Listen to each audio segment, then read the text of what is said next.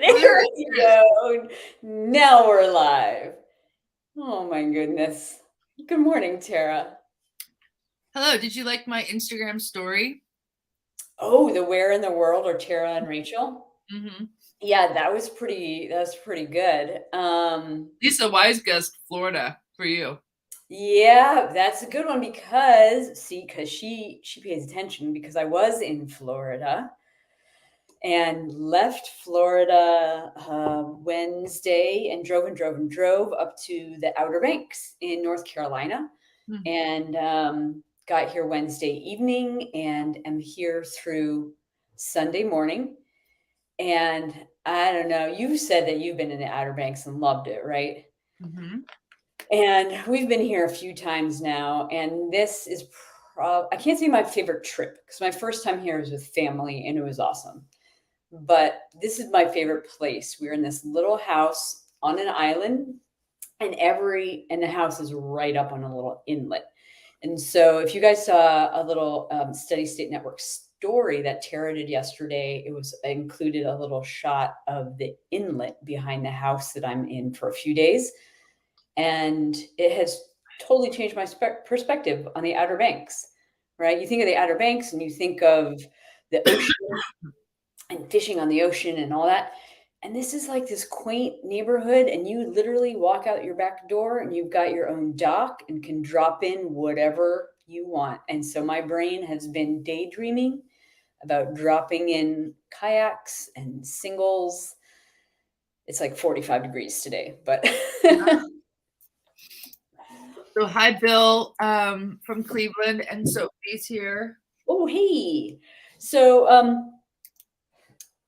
welcome to Coffee Chat. So glad you guys are here. If you've been here before, you know that Tara and I do this every Friday. And guess what, Tara? What? I saw a Facebook memory today that Oh. I posted 2 years ago, literally 2 years ago today, saying, hey guys, Tara and I are doing this new thing. We're going to take our yammerings about rowing to Facebook Live. And that was the first coffee chat 2 years ago. What? I 2 know. Can years? you believe we've been doing this 2 years? No. And Unbelievable. I also can't believe that we're almost at 15,000 downloads for our podcast. Woohoo! Hey, cheers.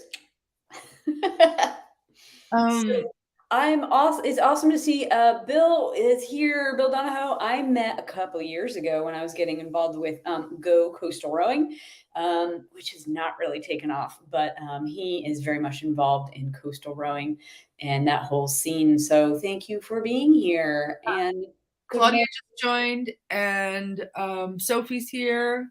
Hi. Yeah, it's good. Um, So we have kind of an exciting morning. In about a half an hour, we're going to start an interview for our next episode.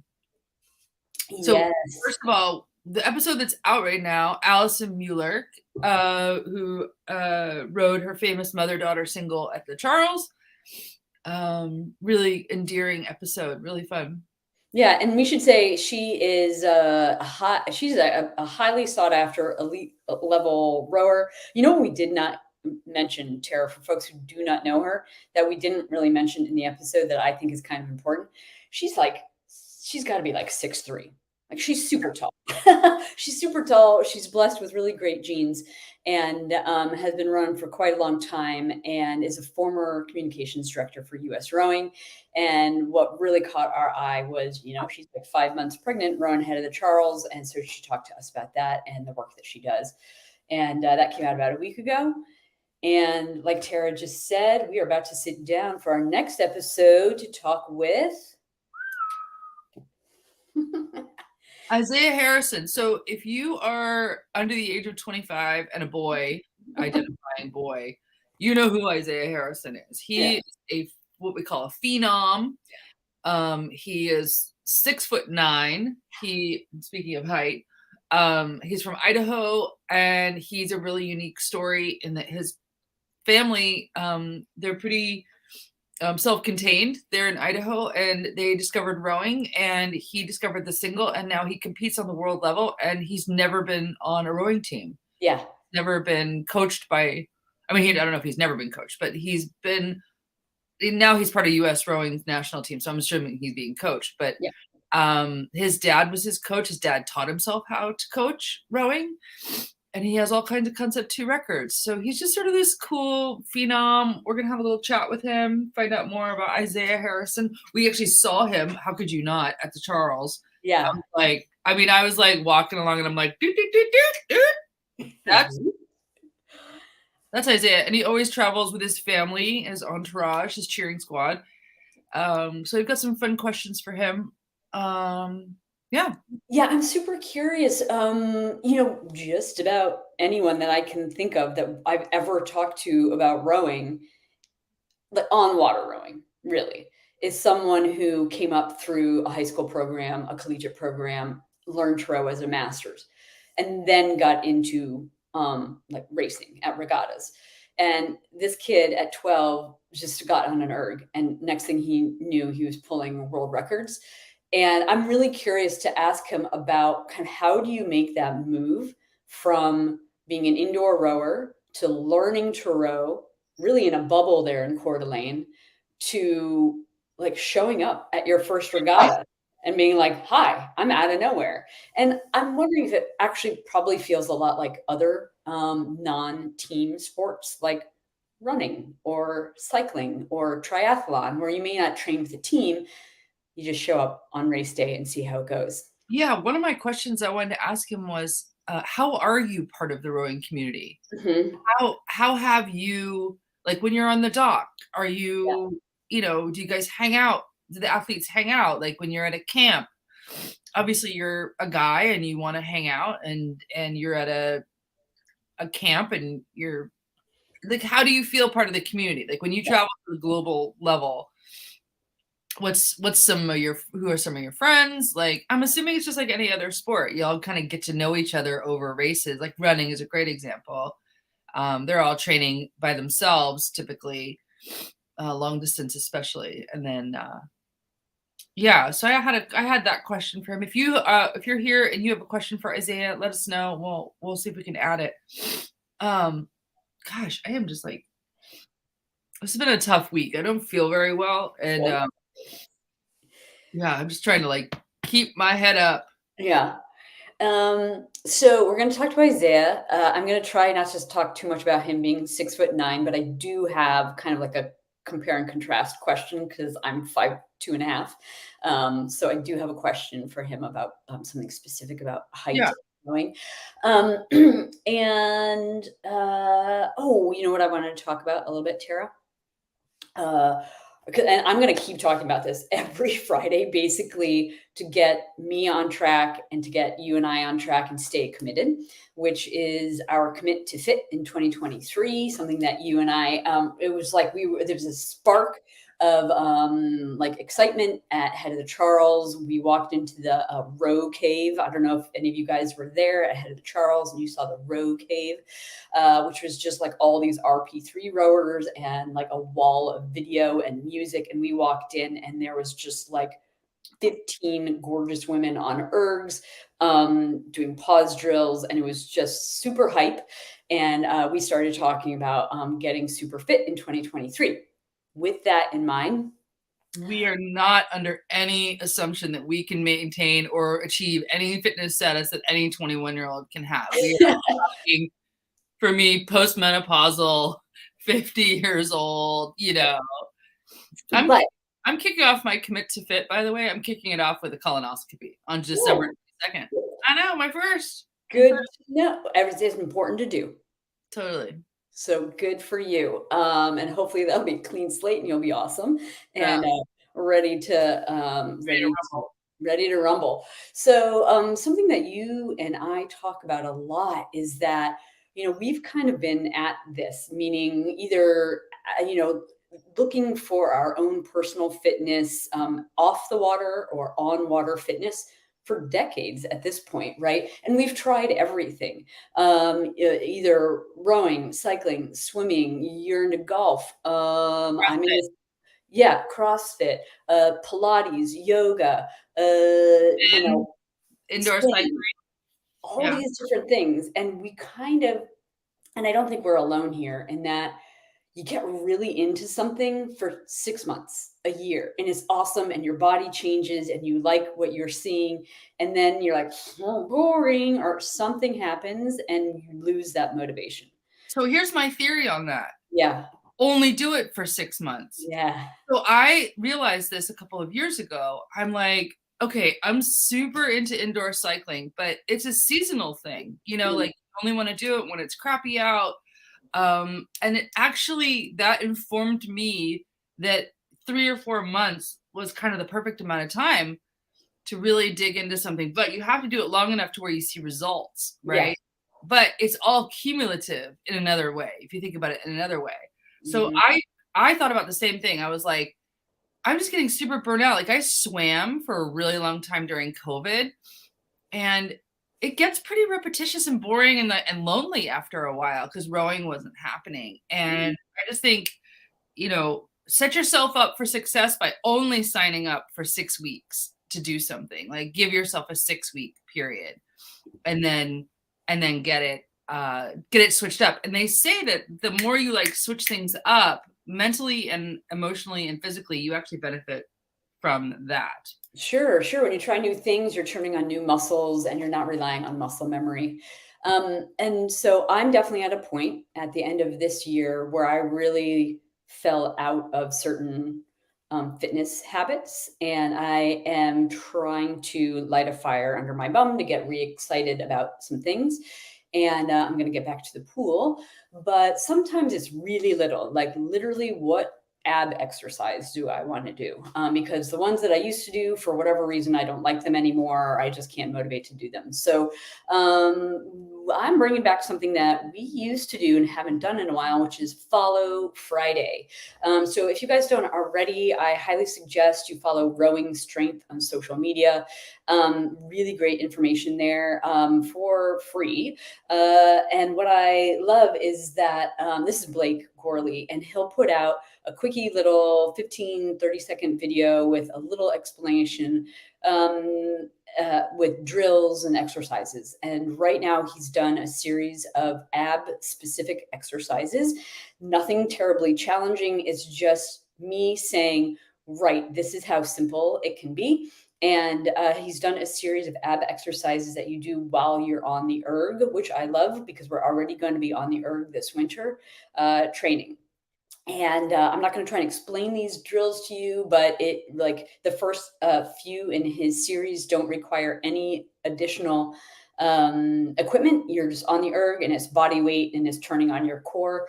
And then I think the latest in his series then adds in weights, whatever sort of weights you might have, holding weights overhead and turning on the core.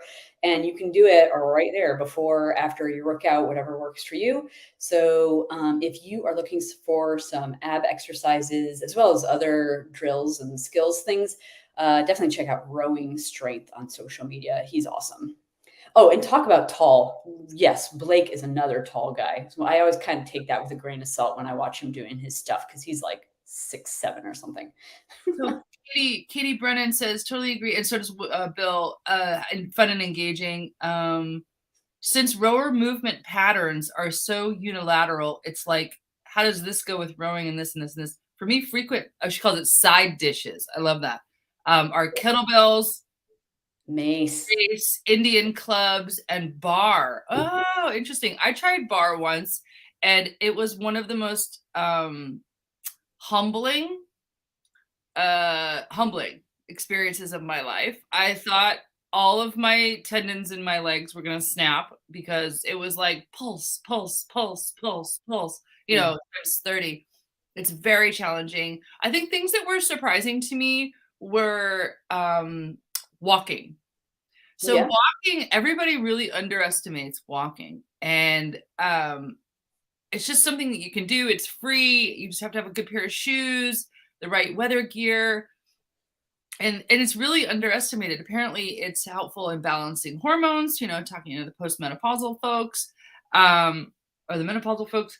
And but then like find things that are fun, like find things you want to do.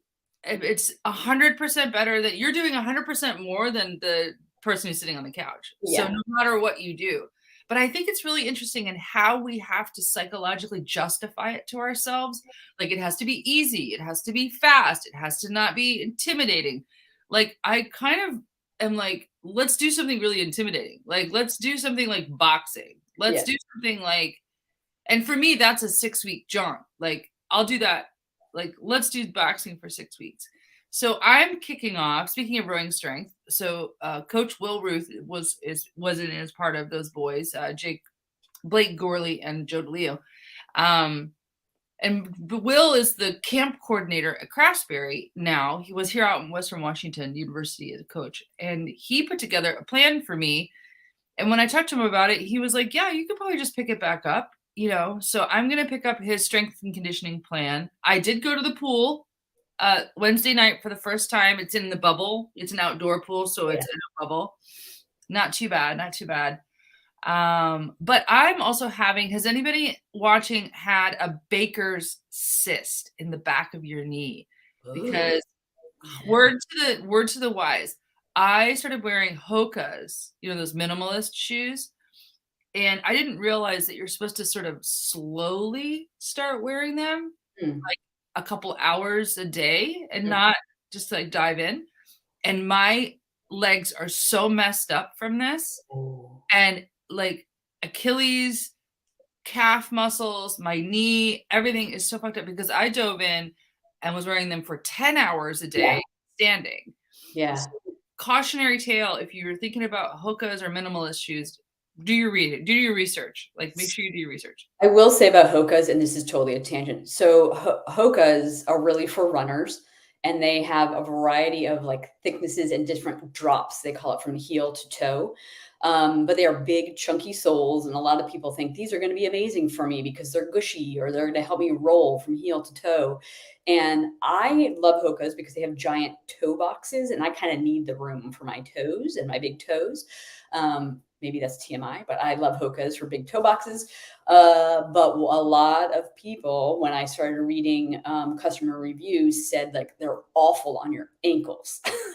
So that was something I was worried about as well because I have a bad ankle. But things kind of balanced out and worked really well for me for Hoka's. Yeah. I bought some new Brooks. I went off the Hoka kick and bought some new Brooks a couple weeks ago.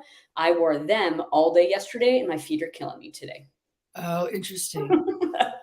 So Well, the thing about the Hoka's they said was that they rock. You look at the shape of the bottom of the shoe and it goes like this.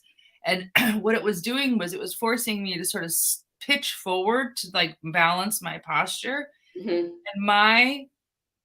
I swear to you, I've never been in so much pain. Like I when I get out of bed in the morning, I can barely walk. Like that's no good. I was like totally clueless. Yeah. Okay, so my plan is I love the pool. Although the thing about the pool that gets me weird is I tend to get very hungry when I'm in the pool, and you have to be very careful I get about so hungry when I'm done swimming. What is that about? Hungrier than after any other physical activity. it's very specific to swimming. So Yeah. I think it's because I read something about this. We'll find an article, but if anybody on watching knows. So that bugs me that I do love swimming, but it's a bit of a expedition. You know, you've got your stuff in your bag and you forgot this thing and blah, blah, blah.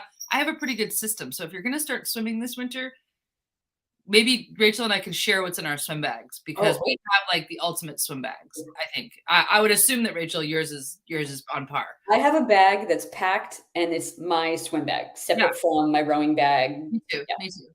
I also plan to scull, but not till like April.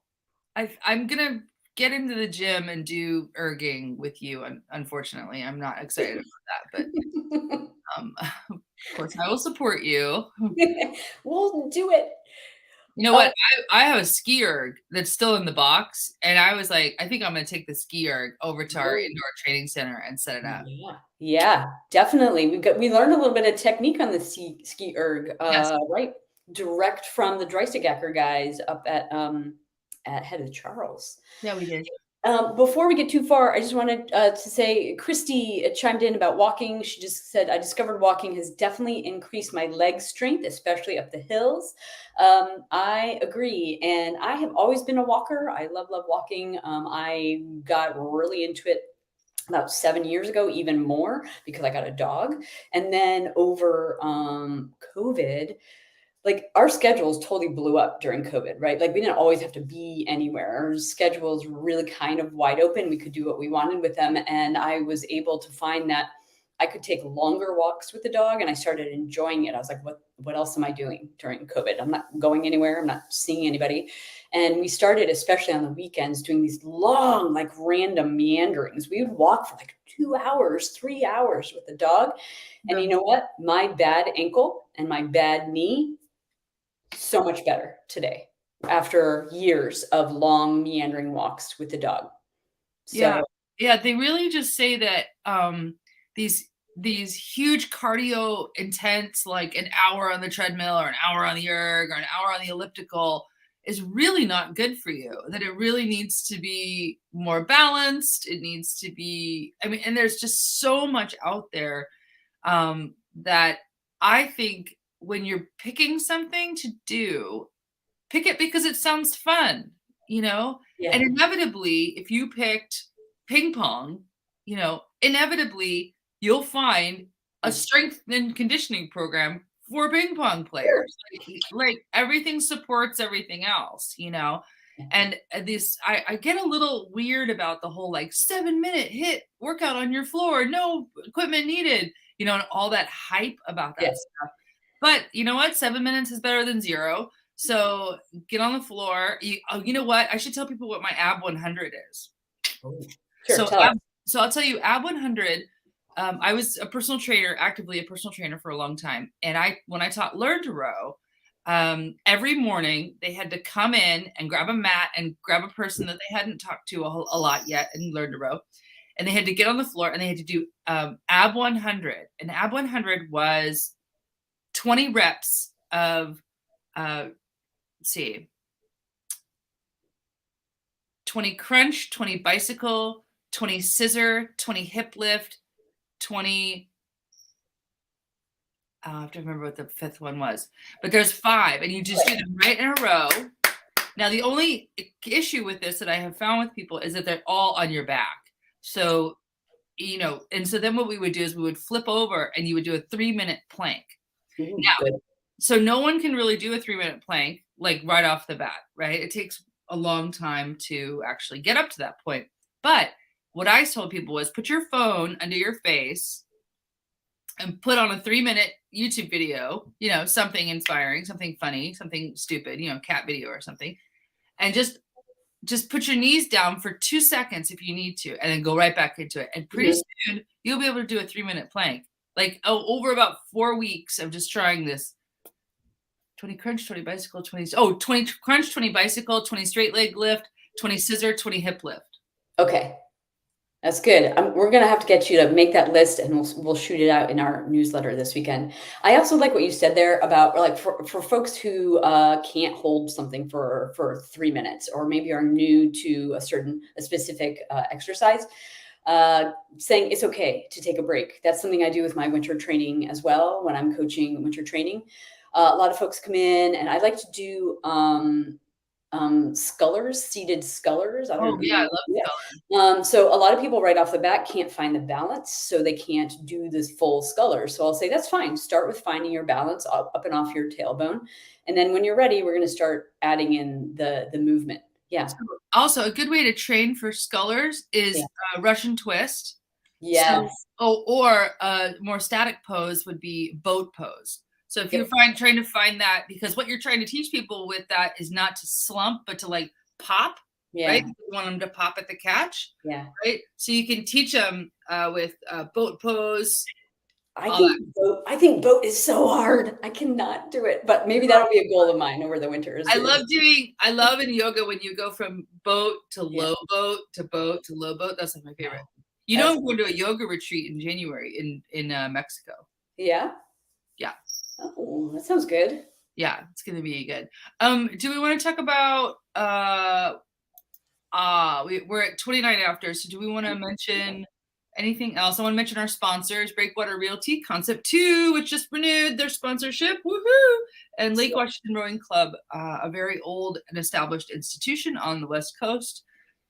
Thank you for your support. Thank you for their support. And if you guys like what we do and want to help us out in supporting the podcast and other work that we do, check it out at steadystatenetwork.com/Patreon, or just visit the website. There's so much happening there. And you can find our backlog of 3 seasons worth of the podcast. We've talked to all sorts of people under the sun. And Terry, it's 11:30. We got an interview in 15 minutes with Isaiah Harrison. I'm really excited. I did want to say a quick hi to Nancy Kellner, who I know from here in DC. I'm so happy to see you, Nancy. I hope you're doing well. And and Lisa Wise is here. And Lisa, by the way, the answer to the question is she's in the Outer Banks of North Carolina, not Florida. She was in Florida, but now she's in the Outer Banks, and that's where that video was posted from. And I do need to apologize if the audio is super weird and the lighting's really weird. Guys, I found this awesome little house in the Outer Banks to rent for a few days to get away from things. I love the house. I love the location. What I did not know was that right next door, a new house is being built. So there's all sorts of banging and sawing and guys talking. The quietest space I could find in the house for this was the bathroom. So I am closed into a bathroom for the next hour while we do our interview. I'm sorry. No, it's okay. I was hoping to have, there's so much direct, beautiful sunlight in the rest of the house. I had this vision of the water behind me, and that's not going to happen today. I'll take some pictures though and share them with everybody. Good. Good. What else do we want to talk about? I think that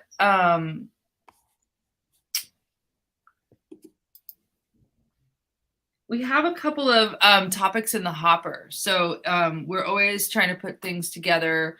So I'm excited about some of the ones that we've got in the works. And remember, if you ever have a team or a club that you want us to interview, someone interesting in your world, we'd love to interview them. So definitely send them to us. You can reach us through our website, et cetera, et cetera. Et cetera, et cetera. And I'm looking forward to seeing everybody back next Friday for another edition of Coffee Chat. I'll be back home in DC and getting prepped for winter training. I will tell you guys about that. I might be coaching a winter training session again this winter. We should figure out a way that we tell people how we're doing so we're held accountable, right? I know. Well, yes. So this whole 2020 commit to fit kind of popped up just the end of last month. But yeah, Tara, I think that we should make this an actual thing that we announce, and we have monthly goals, or maybe not goals, but monthly check-ins. We invite people to join us as part of the commit to fit. Let's start brainstorming some ideas there so that we check in and maybe we create a nice, awesome network and team of people around us who are committing to fit in 2023 also. It would be helpful if there was gold stars and a reward chart. If there were prizes in the end. Ooh, yeah. All right. We'll think about this. So we're going to go and interview Isaiah. I love that we're wearing our matching hoodies today. You can get your own on our website. They're so cozy, comfortable. And I know we wanted to mention the icons petition, and I don't want that to go too far to the wayside, but I want everybody to go and Google this icons rowing petition. It's a petition to USRowing.